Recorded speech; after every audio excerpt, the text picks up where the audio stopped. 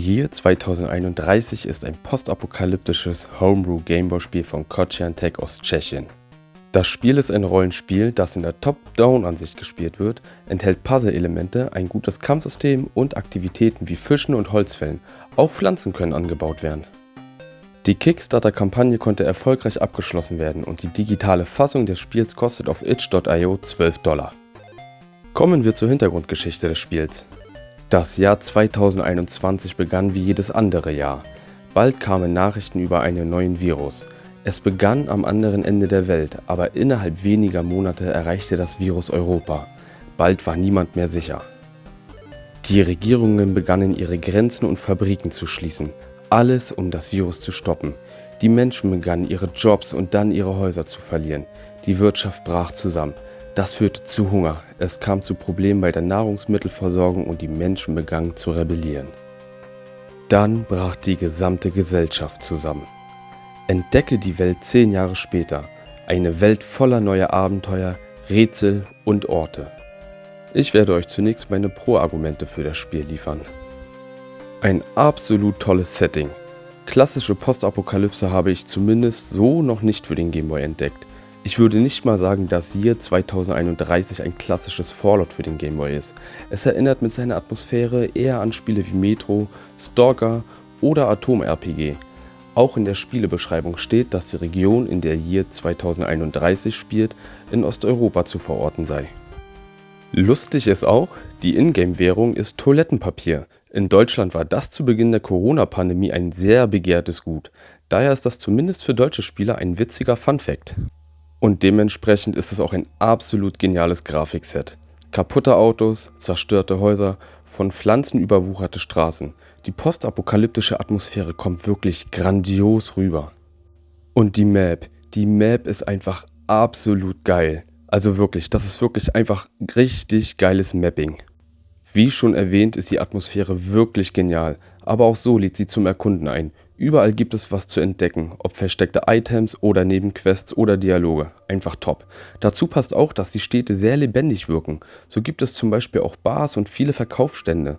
Die Welt ist für mich persönlich das große Highlight bei Year 2031 und die größte Stärke des Spiels.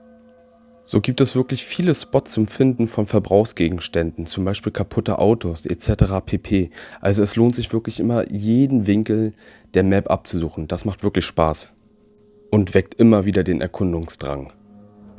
Auch kann man Angelplätze finden. Ja, man darf in Year 2031 auch angeln, aber neben Angeln darf man auch Bäume fällen, um Holz zu sammeln oder Samen bei bestimmten Anbaufeldern pflanzen, um später Nahrung zu ernten. Auch gibt es absolut tolle Nebenquests. Sie fügen sich wunderbar in die Spielwelt ein, erklären absolut klasse die Lore und sind spannend. Ich wollte bei den Nebenquests immer wissen, wie sie enden. Sie gefallen mir sogar besser als die Hauptquest, aber dazu später mehr.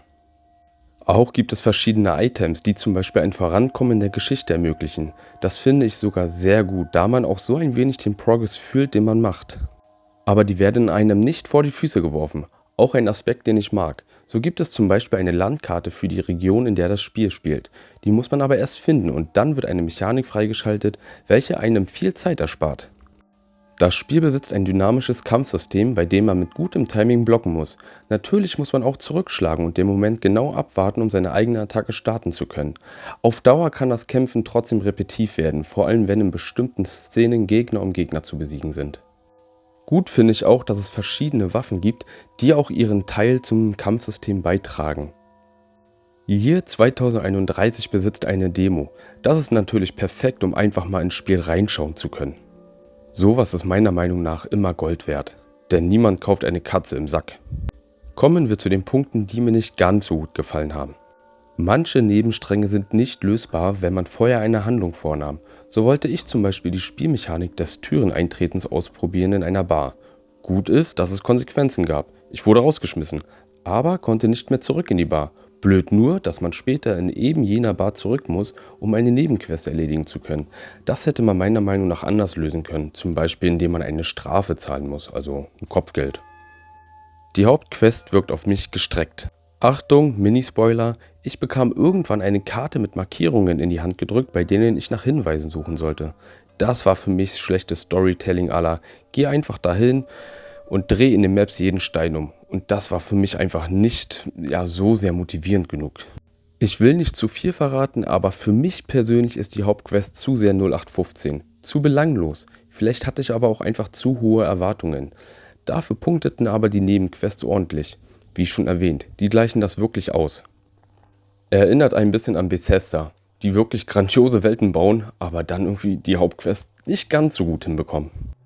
Die Kämpfe sind meiner Meinung nach zu wenig belohnend. Nur selten erhält man nach einem gewonnenen Kampf etwas. Ja, das ist halt ein bisschen demotivierend, wenn man vor allen Dingen eine ganze Reihe an Gegner geplättet hat. Es gibt immer wieder kleine Mini-Bugs, aber der Entwickler ist dran, diese zu beseitigen. Und das in einer fleißigen Art und Weise. Mein Fazit: Trotz dieser wenigen Negativpunkte ist Dir 2031 ein fantastisches Spiel, das ich sehr genossen habe. Es ist wirklich eines meiner liebsten Gameboy-Spiele. Vor allem die Maps, die so detailliert gestaltet wurden, und die Nebenquests haben es mir angetan. Zudem mag ich das Setting, die postapokalyptische Welt einer osteuropäischen Region. Year 2031 hat sich zu einem meiner Lieblingsspiele entwickelt und mir wunderbare Abende beschert. Ich ziehe meinen Hut vor dem Entwickler für diese Leistung. Ich bereue keine einzige Minute, das Spiel gekauft zu haben, und kann es euch nur wärmstens empfehlen. Neben Bugfixing arbeitet Kochian Tech aktuell an seinem nächsten Titel, Luftgears, einem Space Game für den Gameboy mit einer Menge tollen Features. So soll man Planeten entdecken können, looten, craften und noch einiges mehr. Auf der Patreon-Seite vom Entwickler kann man sich mehr Informationen holen. Den Link findet ihr in der Beschreibung. Wenn du mehr Gameplay zu Year 2031 sehen möchtest, klicke doch jetzt einfach auf das eingeblendete Video. Den Link zum postapokalyptischen Year 2031 findest du in der Beschreibung. Ich danke fürs Zuschauen und bis bald.